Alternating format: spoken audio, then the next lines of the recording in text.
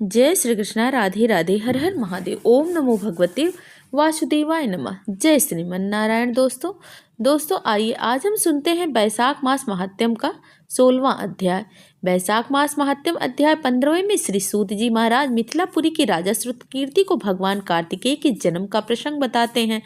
आज इस अध्याय में हम राजा हेमकांत की कथा से वैशाख मास में छत्रदान का महत्व जानेंगे। शुरू करते हैं श्री सुतदेव जी से। भगवान कार्तिकेय जन्म का वृतांत सुनकर राजा श्रुतकीर्ति ने कहा, हे महाराज, आपकी श्रीमुख से यह कथा सुनकर मैं बहुत धन्य हुआ। अब कृपया करके मुझे वैशाख मास में छत्रदान करने का महत्व सुनाइए, क्योंकि वैशाख के कर्तव्य शुभ कर्मों को सुनते सुनते मेरी तृप्ति ही नहीं होती है।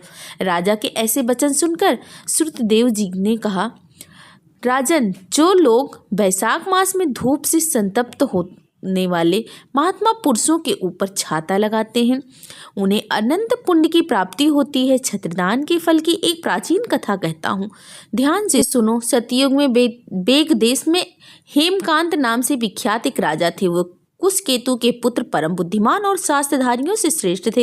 एक दिन वो शिकार खेलने के लिए घने जंगल में गए। वहां अनेक तरह से मृग वहां आया। जंतुओं को मारकर जब वो बहुत थक गए तो दोपहर के समय मुनियों के आश्रम पर आए। आश्रम में सतरी नामक ऋषि व्रत में मग्न समाधि लगाए ध्यान कर रहे थे। इससे उनको पता ही नहीं चला कि आश्रम में कौन आया। अतः ऋषि ने उठकर राजा का कोई सम्मान नहीं किया, जिससे राजा को बड़ा क्रोध हुआ और उन्होंने उन महात्मा को मार डालने का निश्चय किया। तब उन ऋषियों के 10,000 शिष्यों ने राजा को मना करते हुए कहा, बोला, ओ खोटी बुद्धि वाले नरेश, हमारे गुरु इस समय समाधि में हैं। बाहर क्या हो रहा है इनको यह नहीं पता, इसीलिए इन पर तुम्हें क्रोध नहीं करना चाहिए। तब राजा ने क्रोधित होकर शिष्यों से कहा, हे ध्वज कुमारों, मैं मार्ग से यहाँ थका हारा आया हूँ, इसीलिए तुम लोग ही मेरा अतिथि करो। राजा के ऐसे कहने पर वो शिष्य बोले, हम लोग भिक्षा मांगकर खाने वाले गुरुजनों ने हमें किसी के अतिथि के लिए आज्ञा नहीं दी है। हम सर्वथा गुरु के अधीन है, इसीलिए तुम्हारा अतिथि कैसे कर सकते हैं। शिष्य को यह कोरा उत्तर पाकर राजा ने उन्हें मारने के लिए धनुष उठाया और कहा, मैंने हिंसक जीवों और लिटोरों के भय आदि से जिनकी अनेकों बार रक्षा की है, वो मेरे दिए हुए दानों पर ही पलते हैं। वो आज मुझे ही खिलाने के लिए यह मुझे नहीं जानते। यह सभी कृतघ्न हैं और बड़े अभिमानी हैं। इन आताताइयों को मार डालने का पर मुझे कोई दोष नहीं लगेगा। ऐसा कहकर वो कुपित हो धनुष के बाण छोड़ने लगे। बेचारे शिष्य आश्रम छोड़कर भय के मारे भागने लगे।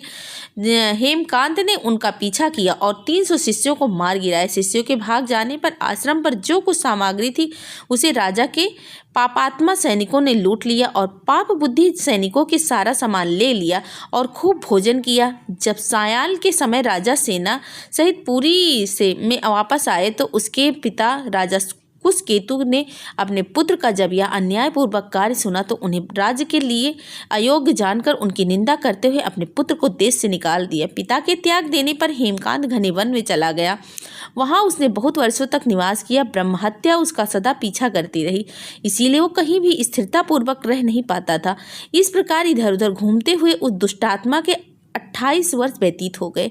एक दिन वैशाख मास में दोपहर का समय था। महामुनि तीर्थ यात्रा के प्रसंग में उस वन में आए।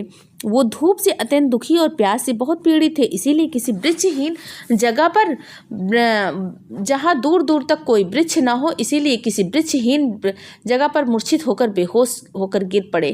तब योग से हेमकांत उधर से आ निकला। उसने मुनि को पीड़ित, प्यासा, मूर्छित और थका हुआ देखकर उन पर दया की। उसने पालास के पत्तों से एक छतरी के रूप में बनाया और ऋषि के ऊपर आती हुई धूप को उस छाता से रोका। वो स्वयं मुनि के मस्तक पर छाता लगाकर खड़ा हो गया और तभी मैं रखा हुआ जल उनके मुंह में डाल दिया, उन्हें पिलाने लगा। इस उपचार से मुनीश्वर की मूर्छा जाती रही। जब उन्हें चेत आया तो क्षत्रिय के दिए हुए पत्ते के छाते को लेकर वो अपनी व्याकुलता दूर करके बैठ गया। उनकी इंद्रियों में कुछ शक्ति आई। वो धीरे धीरे किसी गांव में पहुंच गया। उस पुण्य के प्रभाव से हेमकांत की 300 ब्रह्म हत्याओं का जो पाप था वो भी नष्ट हो गया। इससे हेमकांत को बड़ा विस्मय हुआ। उसी समय यमराज के दूत हेमकांत को लेने के लिए आ गए। उन्होंने उसके प्राण लेने के लिए संघ्रणी रोग क्या होता है, पेट का एक गंभीर रोग होता है, वो यमदूतों ने उसके पेट में पैदा कर दिया। उस समय प्राण छूटने की पीड़ा से छटपटाते हुए हेमकांत ने 3 अत्यंत भयानक यमदूतों को देखा, जिनके बाल ऊपर की ओर उठे हुए थे। उस समय अपने कर्मों को याद करके वो चुप हो गया। छत्रदान के प्रभाव से उसको विष्णु भगवान का स्मरण हुआ। उसके स्मरण करने पर भगवान विष्णु ने अपने दूत विश्वसेन से कहा, तुम शीघ्र ही जाओ, यमदूतों को रोको, हेमकांत की रक्षा करो। अब ये निष्पाप हो गया है और मेरा भक्त हो गया है, उसे नगर में ले जाकर उसके पिता को सौंप दो। साथ ही मेरे कहने के कुशकेतु को यह समझाओ कि वो तुम्हारे पुत्र ने अपराधी होने पर भी वैशाख मास में छत्रदान करके एक मुनि की रक्षा की थी, इसीलिए अब वो पाप रहित है। इस पुण्य के प्रभाव से वो मन और इंद्रियों को अपने वश में रखने वाला, दीर्घ आयु, शूरता और उदारता आदि गुणों से युक्त तथा तुम्हारे समान गुणवान हो गया है। इसीलिए अपने महाबली पुत्र को तुम राज्यभार संभालने के लिए नियुक्त करो। भगवान विष्णु ने तुम्हें ऐसी आज्ञा दी। इस प्रकार राजा को आदेश देकर हेमकांत को उनके अधीन करके यहाँ लौट आओ। भगवान विष्णु का यह आदेश पाकर महाबली विश्वसेन ने हेमकांत के पास जाकर यमदूतों को रोका और अपने कल्याणमय हाथों से उसके सब अंग को स्पर्श किया। भक्त के स्पर्श से हेमकांत की सारी पीड़ा क्षण भर में ही दूर हो गई। इसके बाद विश्वसेन उसे अपने साथ उसके पिता के पुरी ले गया। विश्वसेन को देखकर महाराज कुशकेतु ने आश्चर्ययुक्त हो भक्ति पूर्वक मस्तक झुकाकर पृथ्वी पर साष्टांग प्रणाम किया और भगवान के पार्षद का अपने घर में प्रवेश कराया। वहाँ नाना तरह के सूत्रों से उनकी स्तुति की गई और वैभव से उनका पूजन किया गया। इसके बाद महाबली विश्वसेन ने अत्यंत प्रसन्न होकर राजा को हेमकांत के विषय में भगवान विष्णु ने जो संदेश दिया था वह सब कह सुनाया।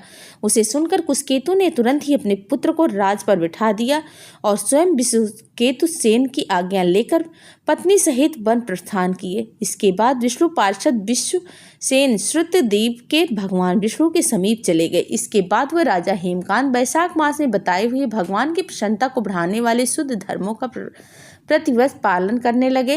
वो ब्राह्मण भक्त, धर्मनिष्ठ, सत्यचित्त, सब प्राणियों के प्रति दयालु और संपूर्ण युगों का दीक्षा में स्थित रहकर सब प्रकार की संपदाओं से संपन्न हो गए। उन्होंने पुत्र पौत्र आदि के सब सात समस्त भोगों का उपभोग करके भगवान विष्णु को लोक को प्राप्त किया। वैशाख मास सुख से अतिशय पुण्य देने वाला, पाप रूपी ईंधन को अग्नि की भांति जलाने वाला, परम सुलभ तथा धर्म अर्थ काम मोक्ष चारों पुरुषार्थ को देने वाला वैशाख मास महात्म्यम अध्याय 16वां संपूर्ण हुआ। प्रेम से बोलिए विष्णु भगवान की जय हो।